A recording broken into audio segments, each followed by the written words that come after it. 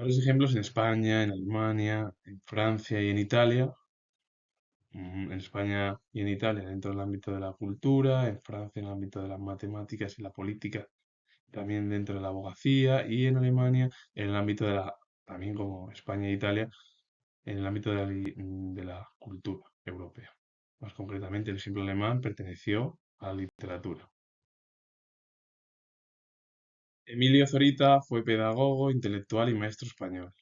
Una figura muy importante, desconocida, que por cierto se cumplen 100 años de su fallecimiento y que dejó huella en ese pensamiento de la pedagogía, aparte de ser intelectual, pero bueno, también fue docente.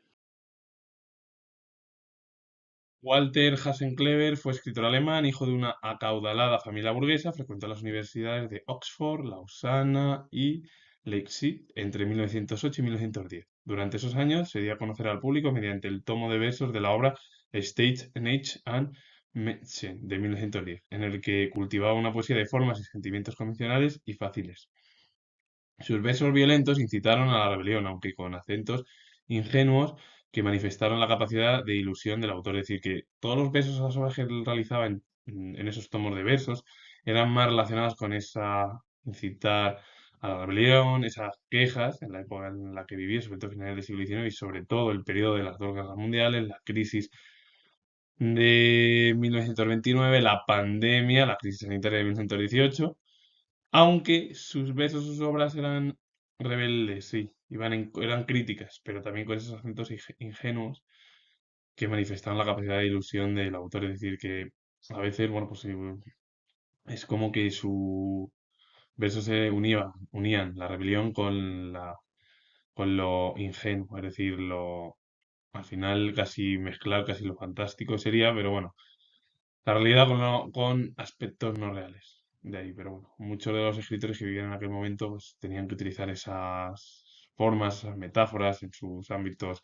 artísticos y eso ya daba lugar pues, a esa mezcla entre la realidad y la no realidad.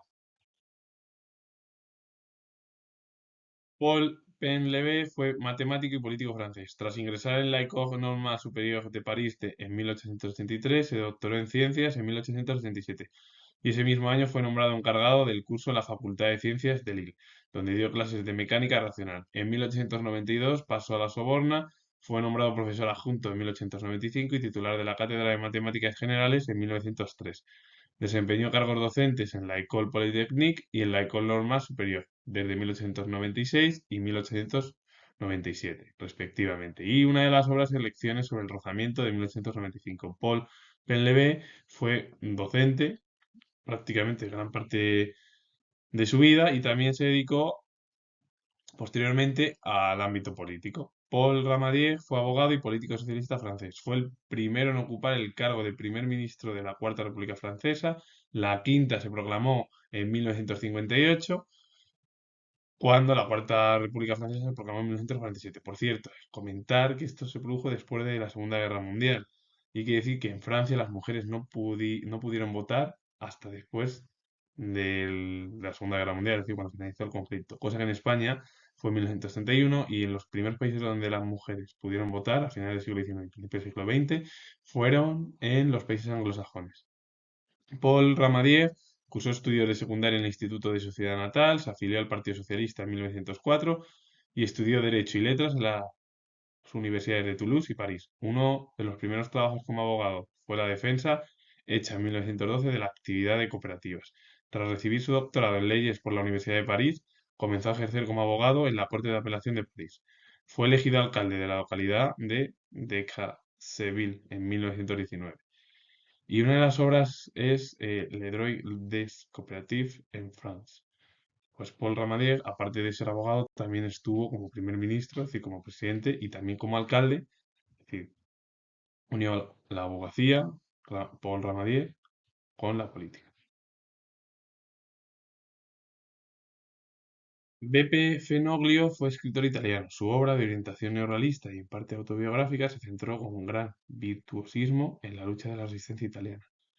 La obra es Primavera de Belleza de 1959. Bueno, pues un hombre además que vivió prácticamente ese régimen dictatorial de Mussolini y luego el desembarco de Sicilia para finalmente Italia convertirse en una república después de, bueno, pues desde 1871, cuando se unificó el país junto con Alemania, en una monarquía.